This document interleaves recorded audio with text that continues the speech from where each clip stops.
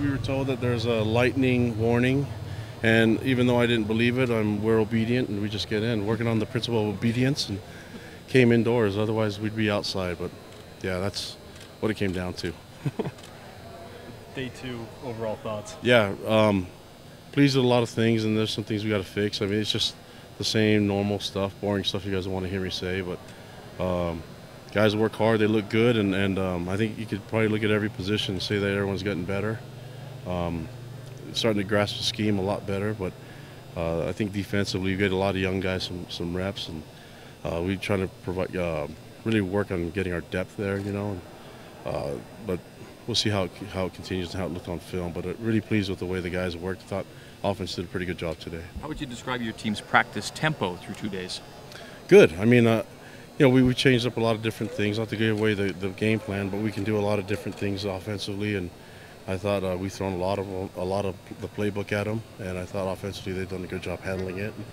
It helps having a walkthrough in the morning, you know, to go through all the same plays. But I think the coaches are utilizing the time the right way and demanding a lot from the guys, and the guys have obviously worked hard in the summer. It's paying off.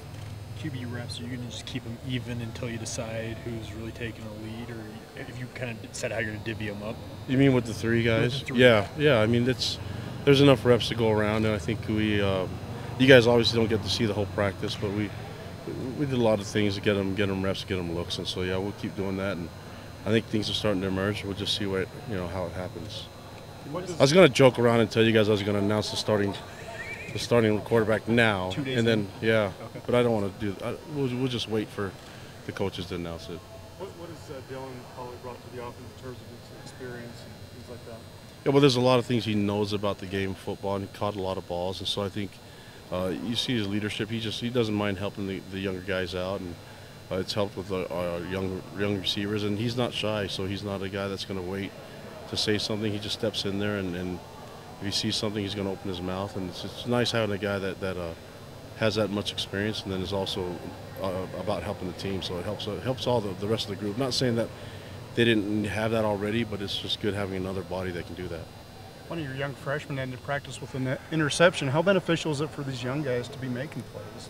Yeah, I mean, you know, some of the guys are making great plays, but you just like to.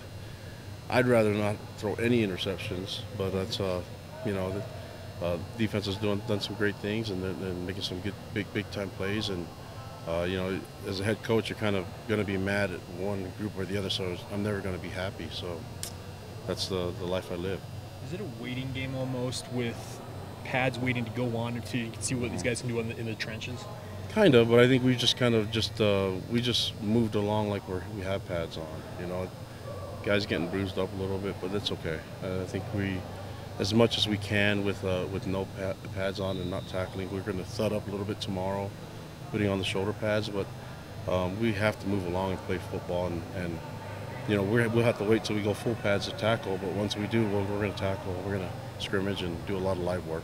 What kind of progress do you expect from the kicking and punting game this season?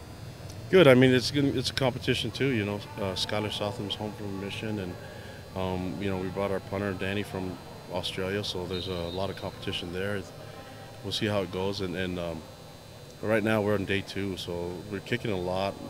But in order for us to get a good look at it, we have to kind of chart it and get closer to the game. For some reason, you guys aren't really concerned about the kicking battle or the punting battle, but we are. I just asked about it. I think it's a yeah. But you didn't ask me when we're announcing the starting punter, so you know. Yeah, right. I'll just say as soon as possible, like I did with the quarterback. Will you make the QBs live this fall like you did in the spring? Probably, yeah. Yeah, we'll see. Is that part of the plan that you want to play more football? Yeah, I mean, I think if they know they're going to get tackled, it changes things a little bit. So we'll cross our fingers and keep playing ball. NCAA raised the number of players you can have in camp. Yeah. Is that helpful? Is that unwieldy? Huge help. Yeah, it was a huge help. I think that just having more bodies and more guys to compete, and then, I mean, just 5 more guys. You know, if they can keep it up, we'll take as many as they'll give us. So, yeah, the 5 help out a lot. I wish it was 15 more. How badly did you miss Moroni last year? Because in camp it looked like you were really going to count on him. Oh yeah, and he's doing great this camp too. So having, you know, Moroni and Matt Bushman out there, and getting a lot of young guys looks. Like, I mean, you know, JJ's been solid at tight end. He's improved quite a bit.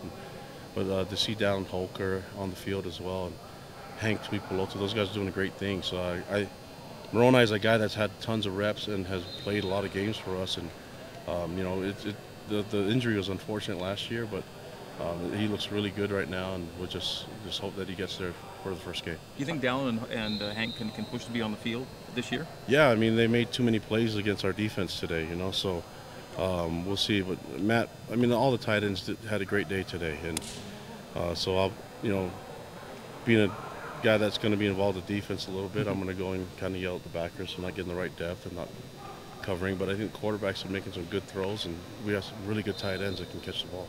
Talk about the center position and what you're looking at as you develop that spot, because it's such a key role that's been filled for so long. Yeah, Jake Jimenez is doing. Yeah, Tijon is hard to replace, but Jake Jimenez has gotten a lot of reps, and he's played before, you know.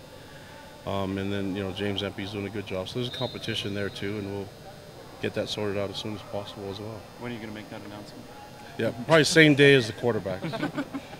Is it still some shuffling on that O-line just to kind of find the best 5 guys? Yeah, I mean, I trust Coach Pugh and Grimes and what they get with the O-line. I'm seeing some things with the O-line that I've never seen before as a coach, you know. And I think that the way they work their scheme and the things they do as O-linemen and O-line coaches, I'm really excited about. And then I think we can do some good things up front. Thanks, Coach. All right, guys, appreciate it. Thanks, Kalani.